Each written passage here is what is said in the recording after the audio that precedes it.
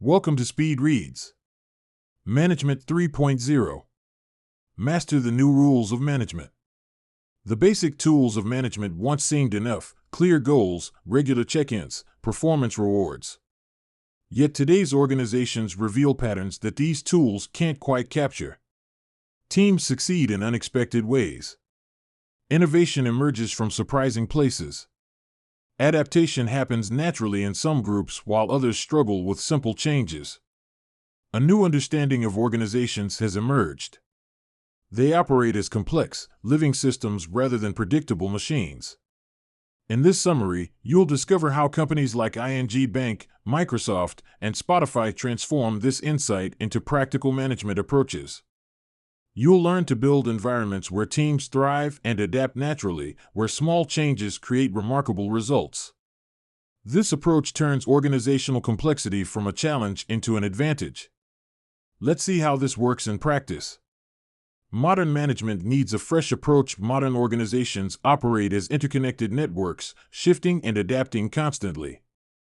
This simple observation changes everything about how we think of management and leadership and opens up new possibilities for how we structure our companies and teams. Let's look at how management has changed through three distinct phases. The first phase, Management 1.0, saw organizations as machines.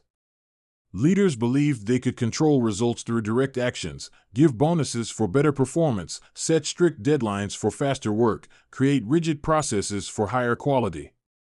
Simple, clear, and completely wrong. This mechanical approach failed because it reduced human complexity to simple inputs and outputs.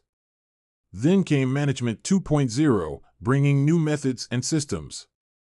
Companies rolled out agile practices and lean processes. These ideas brought fresh thinking but still missed the mark. They assumed organizations would follow predictable patterns, like programmed software. Teams spent countless hours implementing frameworks and methodologies, often finding that initial improvements faded as people returned to old habits.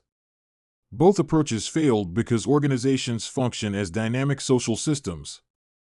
Picture a company as a web of relationships and interactions, creating patterns too rich and varied to predict or control. Each person brings their own perspectives, skills, and ways of working. These combine and recombine in countless ways, creating new possibilities and challenges every day. Take a social network, for example. One small change, a new message, a shared idea, a shifted perspective, creates waves of influence throughout the entire system. Organizations work just like this. A small change in one team can influence the whole company. New policies shape how teams interact. Simple changes in processes transform collaboration patterns. A minor shift in communication methods can completely reshape how departments work together. This brings us to Management 3.0. Management 3.0 views organizations as adaptive networks, thriving on flexibility and natural development rather than rigid control. ING Bank exemplifies this by replacing strict rules with team autonomy aligned to clear principles, leading to faster innovation, higher engagement, and improved customer satisfaction. Good managers facilitate this adaptability by removing obstacles and fostering connections, embracing uncertainty as an opportunity for growth. Organizations that work with complexity rather than against it become stronger, more innovative, and better at engaging their teams next. We'll explore practical ways to build environments where people naturally want to do their best work. The secret lies in working with, not against, the fundamental patterns of human systems, starting with how motivation really works in complex organizations. Natural motivation beats carrots and sticks. The email landed in every employee's inbox at 6 a.m. From the CEO, all parking lots must be full by 7:30 a.m., no exceptions. Rather than increasing productivity, the stock dropped 22% when the message leaked. Investors saw it as a sign of toxic culture. This story of what happened at Cerner Corporation reveals an important truth. When you tie rewards to specific metrics, people optimize for those metrics at the expense of everything else. The real power lies in intrinsic motivation, our natural drive to do good work. Think about the last time you felt truly excited about your work. Chances are, that feeling didn't come from a bonus or a deadline. It came from doing something meaningful, learning something new, or solving an interesting problem. Microsoft proved this when they transformed their performance review system. Instead of ranking employees against each other, which created competition and anxiety, they shifted to ongoing conversations about growth and impact. These conversations follow three simple questions. What are you proud of? What have you learned? What impact do you want to create next? This change brought better collaboration, happier employees, and stronger products. Adobe took this understanding further by replacing annual reviews with regular check-ins focused on growth and development. Their managers asked questions like what experiments interest you and what obstacles can we remove. The results speak for themselves. Employee turnover dropped 30% and engagement scores rose across the board. Any organization can start small. Even monthly 30-minute growth conversations can transform work relationships. Atlassian found another way to tap into natural motivation with their Ship It days. Every quarter, employees spend 24 hours working on projects they care about. But here's the key. Teams must show their work to colleagues, focusing on lessons learned rather than just results. This structure turns free time into valuable learning opportunities. Many successful products, including Jira Service Desk, started during these sessions. All these examples reveal how people do their best work when they connect to something meaningful. Organizations can build these connections in simple, practical ways. Start by transforming team meetings from basic status updates into rich discussions of customer stories and new ideas. This helps everyone see their real impact. Build on this by giving teams more control over their daily work, setting clear outcomes while letting them choose their path to success. Add regular spaces for learning and trying new approaches without fear, and watch innovation naturally emerge. But autonomy without structure can create chaos. Let's move on to exploring how successful organizations create the right boundaries that help teams channel their motivation into results. Smart boundaries create confident teams. You've probably sat through meetings that drag on without a clear purpose or worked on projects where it's unclear who should make decisions. But you've likely also experienced those magical moments when everything clicks, when you know your role, understand your goals, and move forward with confidence. The key to creating those moments is smart boundaries. Spotify learned this lesson the hard way. They gave their teams complete freedom to choose technical tools, thinking it would boost creativity. Instead, they created a tangle of different systems that no one could maintain. The solution? They didn't clamp down with strict rules. They created a flexible menu of approved tools. Teams could still choose, but within boundaries that made sense. Both innovation and delivery speed shot up. Other companies discovered similar patterns. Amazon teams can solve problems any way they want, but must keep their services running 99.999% of the time. This crystal-clear standard sparks creative solutions while maintaining excellence. Their systems stay stable while solutions keep evolving. Regular connection points complete the picture. Daily check-ins and project reviews aren't about control. They help everyone stay coordinated and informed. These touchpoints work best when teams help shape them. Making these boundaries work takes careful balance.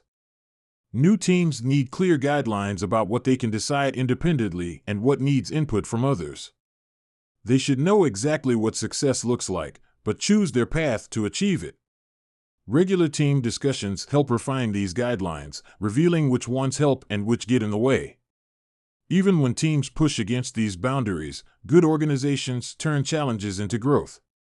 Google demonstrated this when one of their teams bypassed technical guidelines and hit problems. Instead of cracking down, leaders worked with the team to understand why the guidelines mattered and how to improve them. This approach turned a potential setback into stronger practices. The goal isn't perfect rule following, it's creating space for fast, smart work while keeping everyone aligned. Good boundaries focus on results, not methods. They give teams confidence to experiment and create. Most importantly, they provide the foundation teams need to build their capabilities and grow stronger together. The right boundaries create the space for teams to grow. But how do teams build the capabilities to make the most of this space? Building capability through everyday practice. Clear boundaries give teams the confidence to move fast. But to make the most of this freedom, teams need to build real capability, and that comes from two essential elements: technical competence and disciplined execution. Think about learning to ride a bike. You need both skill and consistent practice. The same applies to teams. They must develop technical expertise while building systematic ways of working. Atlassian's engineering transformation shows how this works in practice. They noticed their teams had plenty of technical training but struggled to apply their skills consistently. Their solution? They created capability pods, small groups where engineers could develop both skills and systematic practices together. These pods became learning laboratories where teams worked on real projects while building stronger technical habits. The key to their success lay in how they structured the learning experience. Engineers spent dedicated time in these pods, working on actual challenges rather than theoretical exercises. They paired experienced developers with newer team members, creating natural knowledge transfer. Most importantly, they treated each technical decision as a learning opportunity, documenting not just what they chose to do, but why they chose it. This approach transformed how teams solved problems and shared solutions. Other companies have built on this approach. Spotify faced a common problem: critical knowledge getting stuck with individual experts, what they called islands of expertise. They broke down these knowledge silos by making sharing part of daily work. Technical discussions became regular events where teams explored solutions together. This practice turned isolated knowledge into shared understanding, creating stronger, more adaptable teams. To make learning effective, it must be woven into daily work rather than treated as a separate activity. Successful teams dedicate time within projects to explore better approaches, naturally documenting and sharing discoveries. Challenges become opportunities to build both technical skills and improved practices, turning problems into collective growth moments. Good managers enable this by creating the right conditions, protecting time for learning, encouraging open sharing of challenges, and prioritizing reflection and improvement. This approach fosters lasting growth, spreading knowledge and strengthening practices. The result? Teams that learn and adapt together, building capabilities that help them handle whatever challenges come next. They develop a natural rhythm of improvement, where technical skills and disciplined practices reinforce each other, creating stronger, more resilient organizations. Making change flow naturally. Every morning, somewhere in the world, a team discovers a better way to solve a problem. Sometimes it's a small tweak to their code review process. Other times, it's a completely new approach to testing. These moments of discovery reveal something fundamental about modern organizations: change flows constantly through their daily work. The most successful organizations understand three key principles about change. First, it's a natural part of how teams operate, not an occasional disruption. Second, change works best when teams desire it rather than have it forced upon them. Third, sustainable improvement comes from small, continuous adaptations rather than big transformations. The challenge lies in turning these principles into daily practice. Microsoft found an elegant solution. Their teams begin each sprint planning with an hour focused on improvement debt, discussing where their practices need updating. One week they might explore automated security scanning, another week trunk-based development. These small, natural adjustments create remarkable results: 80% higher adoption rates compared to previous initiatives. The secret lies in making improvement a regular habit rather than an occasional event. This pattern of small, regular changes builds confidence in larger transformations. Teams might start by identifying one process that could work better, running a limited experiment for just an hour each day. Netflix applied this approach to system reliability through their chaos engineering practice. Teams begin by taking one service offline for a few minutes, gradually increasing complexity as their confidence grows. Each small challenge becomes a building block for greater resilience.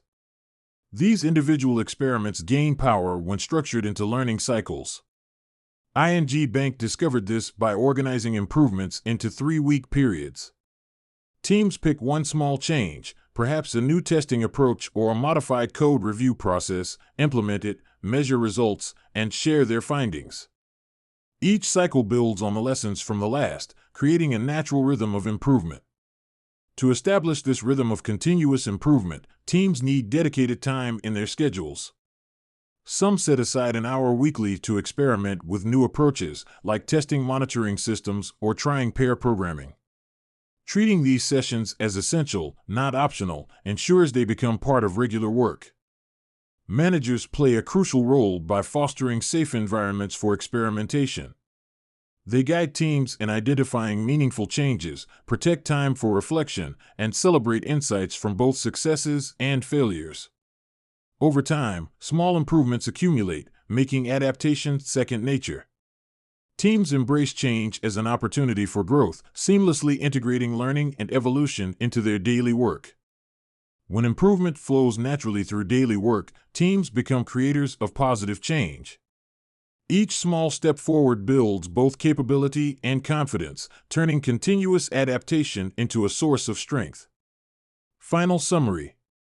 In this summary to Management 3.0 by Jurgen Appelo, you've learned that organizations work as living systems, where success comes from understanding and working with natural complexity rather than trying to control it. Modern management focuses on creating environments where teams can thrive naturally. This means tapping into intrinsic motivation instead of relying on rewards and punishments. It means setting clear boundaries that enable rather than restrict. It means building team capabilities through daily practice and learning. Most importantly, it means embracing change as a natural part of organizational life, making continuous improvement part of everyday work. When managers shift from controlling to enabling, teams develop the ability to adapt, innovate, and deliver remarkable results. Okay, that's it for this summary. We hope you enjoyed it. If you can, please take the time to leave us a rating. We always appreciate your feedback. See you in the next speed read.